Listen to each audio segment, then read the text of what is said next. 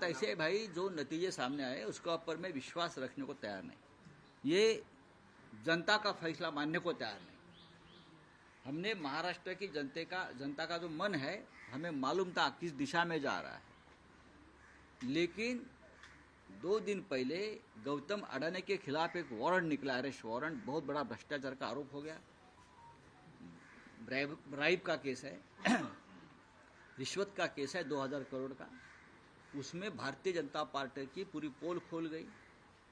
Gautam Adani, BJP, Modi ji, Shah ji और फडणवीस, शिंदे, ये एक है। और उसका ऊपर से ध्यान हटाने के लिए ये पूरा एक कपट कारस्तान हो गया है और उसकी तैयारी पहले से चल रही थी।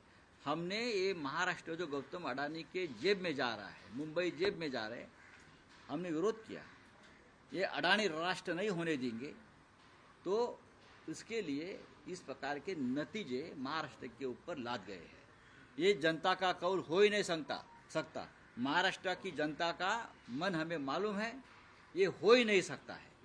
राउत साहब, दिख रहा है कि लाडली बहन जो सरकार की, अरे लाडली भाई, यहाँ लाडले भाई है, लाडले नाना जी है, लाडले दादाजी है, सब कुछ लाडले है ना यहाँ।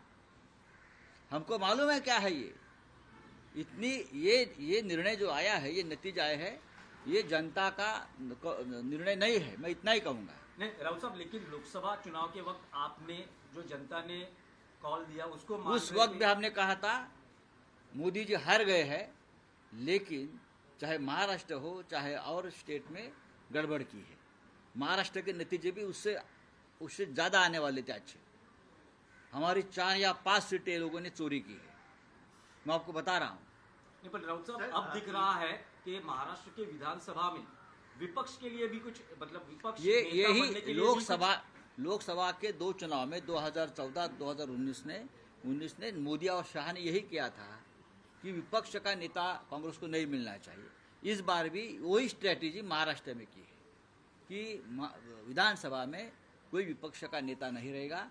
ये हमेशा बीजेपी की स्ट्रेटेजी रहती। लेकिन आप कह रहे हैं कि कुछ गड़बड़ है। गड़बड़ तो है। गड़बड़ क्या है? मतलब अभी ईवीएम में गड़बड़ है या अरे भाई ठहरो, फंडिंग हुआ है, पूरे नतीजे आने तो हम बाद में बात करेंगे ना, क्यों नहीं करेंगे। पैसा तो ऐसा है कि हर चुनाव क्षेत्र में नोटों की मशीन लगाई थी।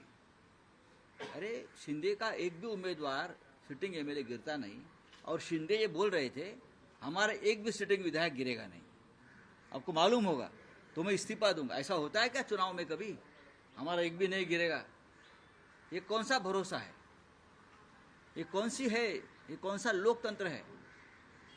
200 के ऊपर किसी को चुनाव में नतीजे मिलते हैं क्या? जिस देश में, जिस राज्य में सबसे बड़ी बेईमानी हो गई है, इस राज्य की जनता बेईमान नहीं है।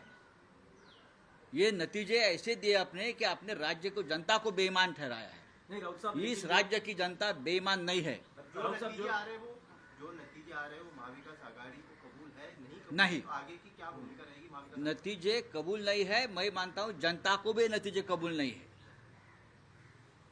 जनता को भी जनता का निर्णय नहीं हो सकता है। मैं बार बार बोल रहा हूं और मुझे बार बार आप वही सवाल पूछ रहे हैं। लेकिन जो महाविकास आघाड़ी के कुल आंकड़े दिखाई दे रहे हैं, कुल संख्या दिखाई दे रहे हैं, उससे ज्यादा शिंदे गुट के कैसा हो सकता है? आप अपने मन को पूछे, आप पत्रकार है, आप अपने मन को पूछे क्या महाराष्ट्र में संभव है? आप अपने मन को पूछे कि महाराष्ट्र में शिंदे को 60 सीटें मिलती है, संभव है क्या ये? अजीत पवार को 40 सीटें मिलती है, क्या ये संभव है? भारतीय जनता पार्टी को 125 सीटें मिलती है, क्या संभव है? क्या इस राज्य की जनता भी बेईमान है? इस राज्य की जनता बेईमान नहीं है, इसके ऊपर हमारा विश्वास है। चलिए, थैंक यू।